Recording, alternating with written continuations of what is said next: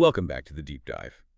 Today, we're wrestling with a question that feels, well, it feels intensely modern. But also deeply philosophical. Exactly.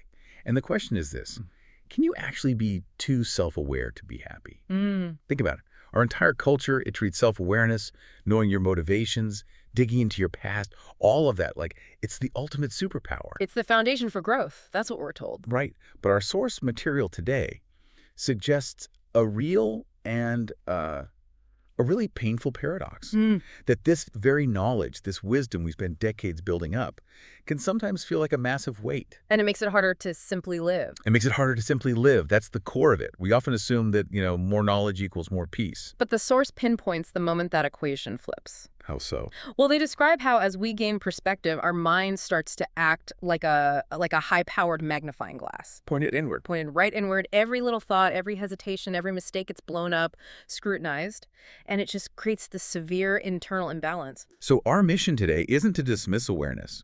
It's to understand its challenging side. If awareness is supposed to be this great virtue, why does it sometimes dismantle the very foundation of our peace?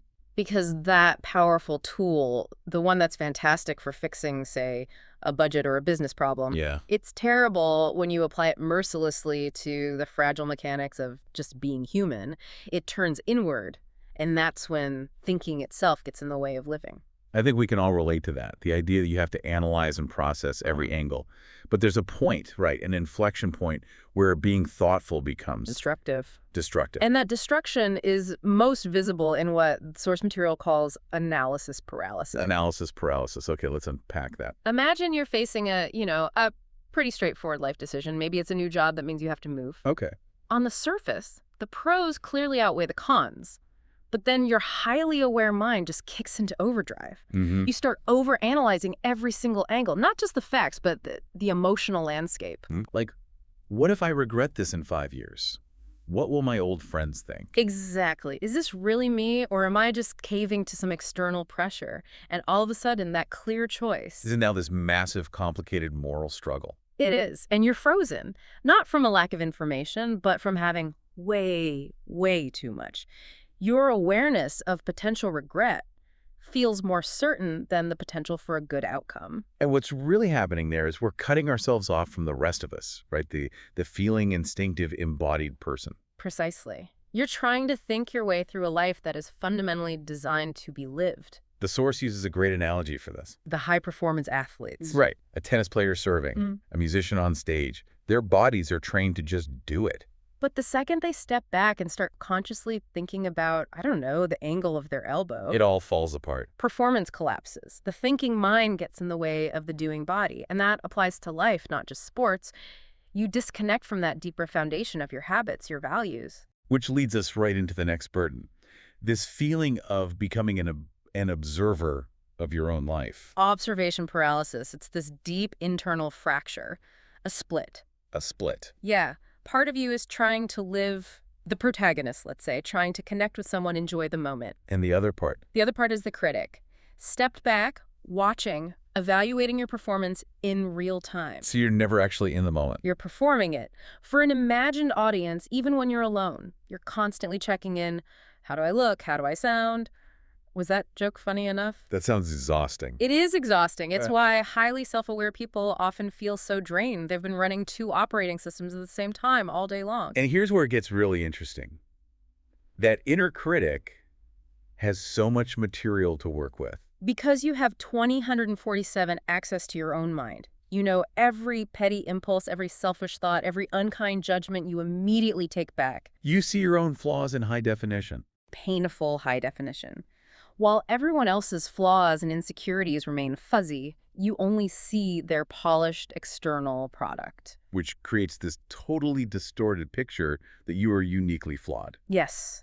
And that's why the source notes, the really brilliant self-aware people can be the most paralyzed by this. Their greatest strength, their mind becomes the tool of their own oppression. They set these impossibly high standards. Based on some fantasy version of who they think they should be. And then they just beat themselves up for not reaching them. It's a continuous internal audit that no one could ever pass. And this burden of awareness, it doesn't just stay inside. It bleeds out into how you see the world. Yes, that's what the Source calls the agony of disillusionment. Tell us about that.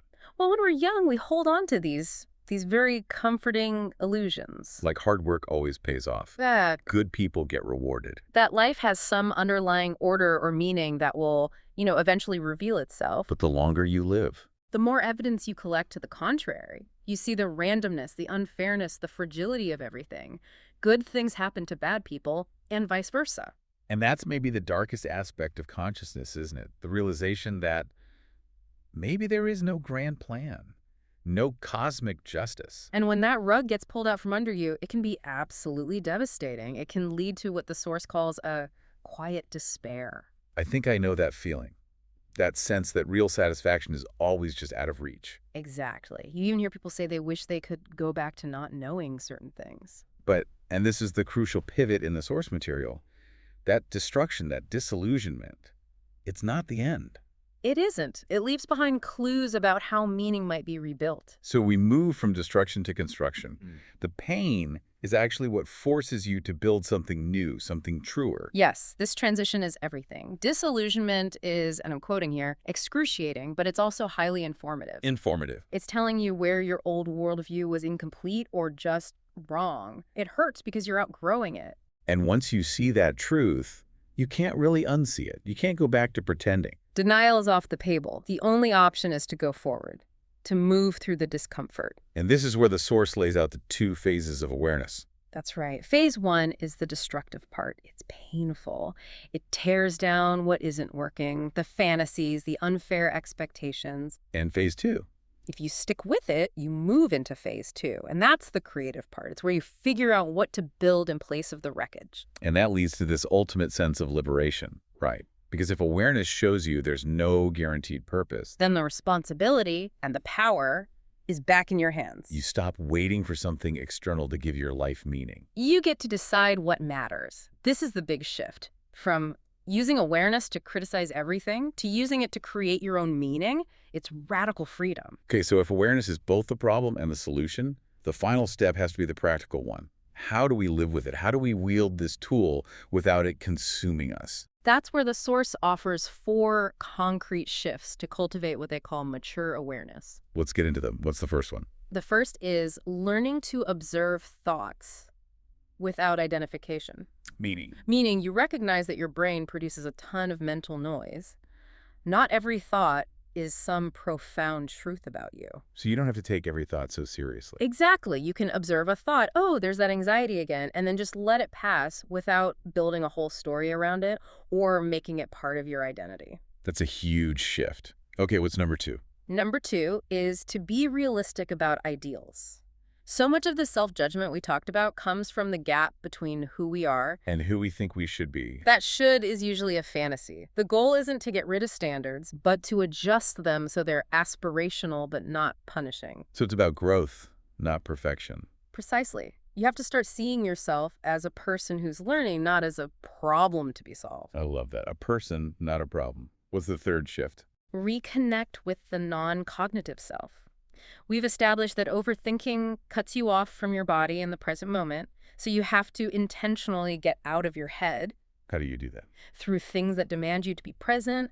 It could be movement, getting out in nature, or even just genuinely listening to someone without planning your response. Anything that requires the internal critic to just shut up for a while. Yes, just for a while.